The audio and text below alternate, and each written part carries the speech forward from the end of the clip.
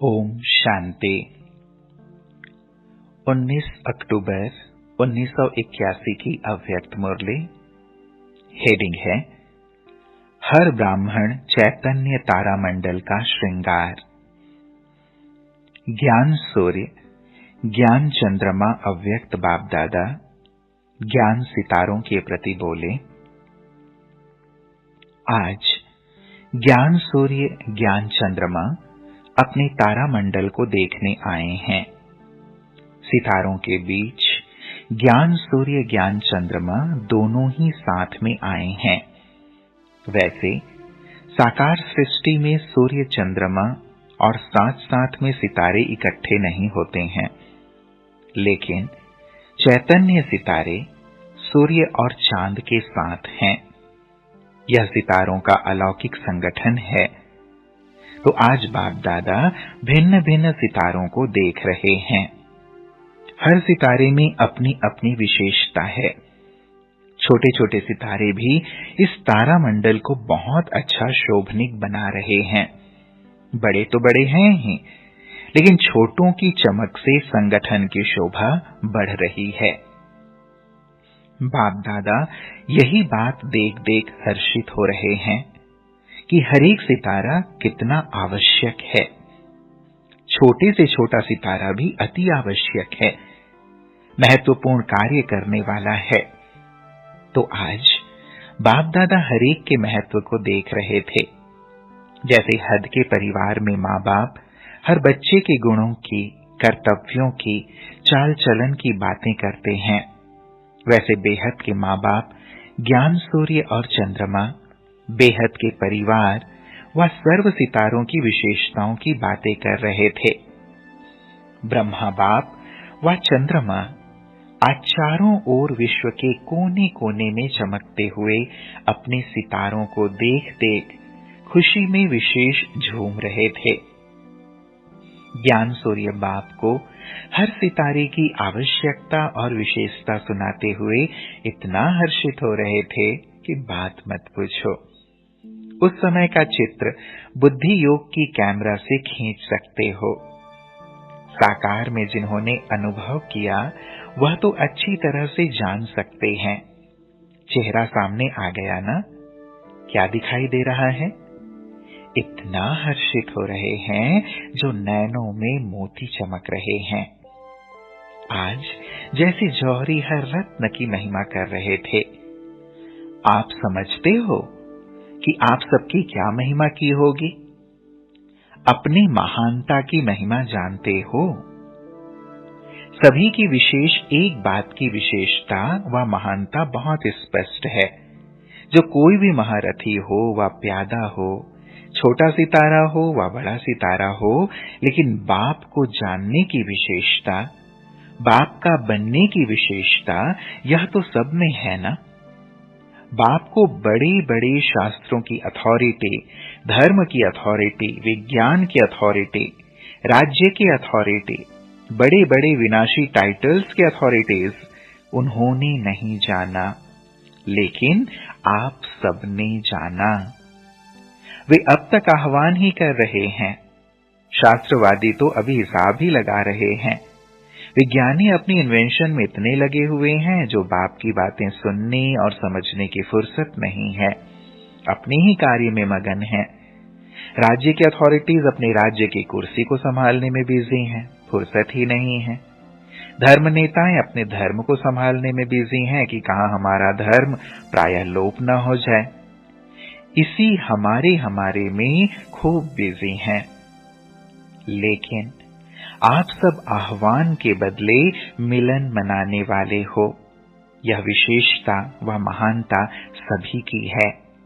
ऐसे तो नहीं समझते हो हमारे में क्या विशेषता है व हमारे में तो कोई गुण नहीं है।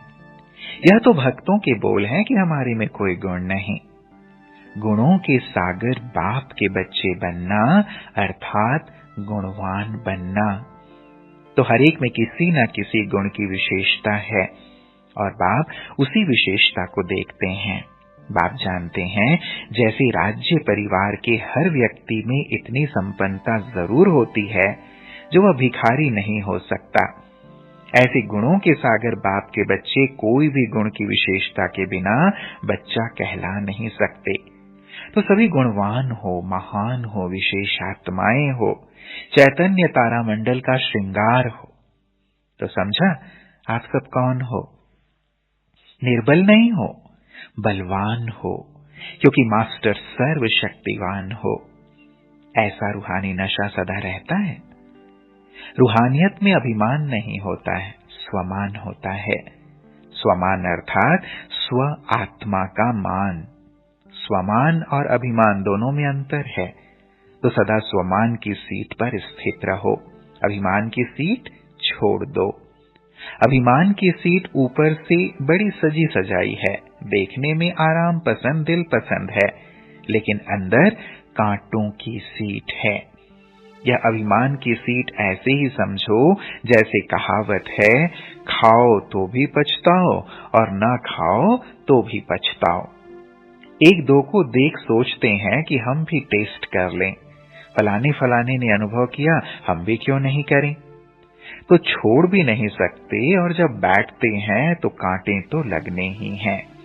तो ऐसे बाहर से दिखावटी, धोखा देने वाली अभिमान की सीट पर कभी भी बैठने का प्रयत्न नहीं करो।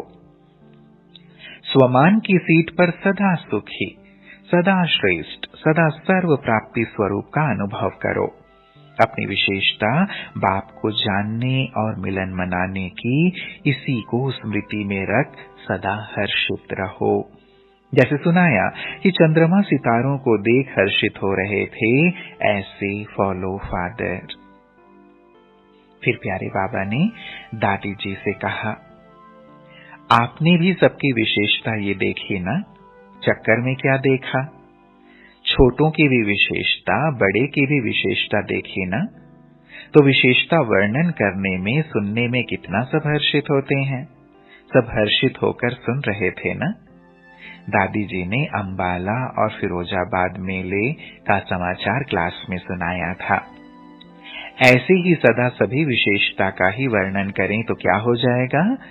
सदा जैसे विशेष कार्य में खुशी के बाजे बजते हैं, ऐसे ब्राह्मण परिवार में चारों ओर सदा खुशी के ही साज बजते रहेंगे, वह बाजे बजते रहेंगे। शॉर्ट और स्वीट सफर रहा, खुशियों की खान ले सबको खुशियों से माला माल करके आई। हर स्थान की हिम्मत उल्लास एक दो से श्रेष्ठ है। बाप भी बच्चों की हिम्मत और उल्लास पर हर बच्चे की महिमा के गुणों के पुष्प बरसाते हैं। अच्छा, तो समझा क्या बनना है, क्या समझना है और अपने को कहां बैठाना है। दोनों ही बातें सुने ना। अच्छा, ऐसे सदा स्वमान की सीट पर स्थित रहने वाले, सदा अपने को विशेष आत्मा समझ विशेषता द्वारा औरों को भी विशेष आत्मा बनाने वाले, चंद्रमा और ज्ञान सूर्य को सदा फॉलो करने वाले, ऐसे वफादार, फरमाबरदार, सपूत बच्चों को बाप दादा का याद प्यार और नमस्ते। हम बच्चों का भी प्राणेश्वर बाप दादा को याद प्यार और नमस्ते नमस्ते नमस्ते। फिर प्यारे बाबा ने पार्टियों के साथ मुलाकात की। हर एक अपनी श्रेष्ठ तकदीर को जानते हो ना। कितनी श्रेष्ठ तकदीर श्रेष्ठ कर्मों द्वारा बना रहे हो। जितने श्रेष्ठ कर्म उतनी तकदीर की लकीर लंबी और स्पष्ट। जैसे हाथों द्वारा तकदीर देखते हैं तो क्या देखते हैं? लकीर लंबी है, बीच बीच में कट तो नहीं रही है। ऐसे यहां भी ऐसा ही है। अगर सदा श्रेष्ठ कर्म वाले हैं तो तकदीर की लकीर भी लंबी और सदा के लिए स्पष्ट और श्रेष्ठ है।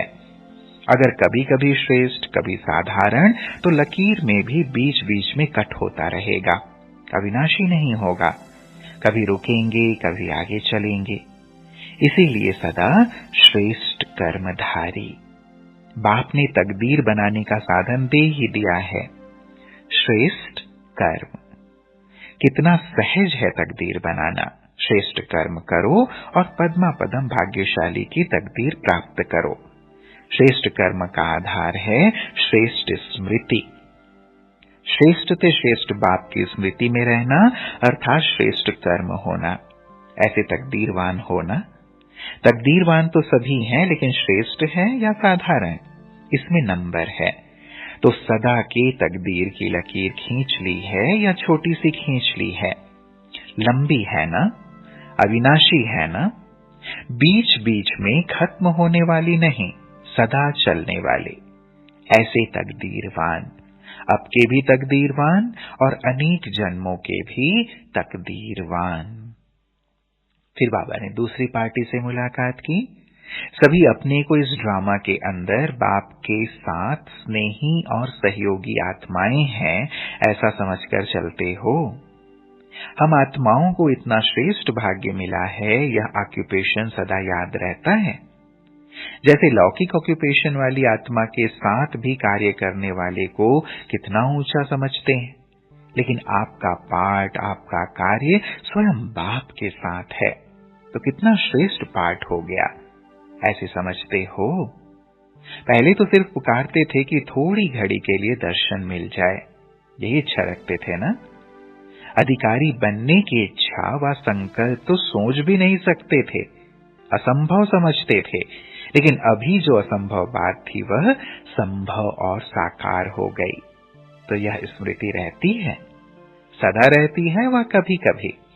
अगर कभी कभी रहती है तो प्राप्ति क्या करेंगे? कभी कभी राज्य मिलेगा, कभी राजा बनेंगे, कभी प्रजा बनेंगे। जो सदा के राजयोगी हैं वही सदा के राजे हैं। अधिकार तो अविनाशी और सदा काल का है। जितना समय बाप ने गारंटी दी है, आधा कल्प उसमें सदा काल राज्य पद की प्राप्ति कर सकते हो। लेकिन राजयोगी नहीं तो राज्य भी नहीं। जब चांस सदा का है तो थोड़ी समय का क्यों लेते हो? अच्छा, ओम शांति।